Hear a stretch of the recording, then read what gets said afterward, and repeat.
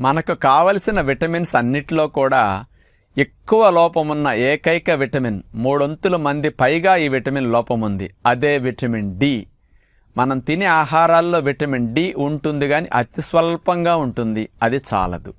ఎండ నుంచి మనకు శరీరం తయారు చేసుకునే అవకాశం ఉంది. ఎండ తగలనందువల్ల అందరికీ విటమిన్ డి లోపం ఉంటుంది.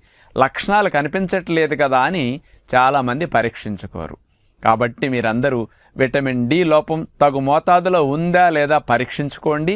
లోపం ఉంటే ఎండలన్నా కూర్చునే ప్రయత్నం చేయండి, లేదా శరీరానికి ట్యాబ్లెట్ రూపంలో అయినా అందించే ప్రయత్నం చేయండి. ఈ విటమిన్ లోపిస్తే మనకు రక్షణ వ్యవస్థ క్షీణిస్తుంది, ఎముకలు గొల్లపారిపోతాయి, జుట్టెక్కు ఓడిపోతుంది, తెల్ల జుట్టు వస్తుంది. మరి ఇన్ని రకాల లాభాలను అందించే విటమిన్ డిని మీరు అందించడానికి ప్రయత్నించండి.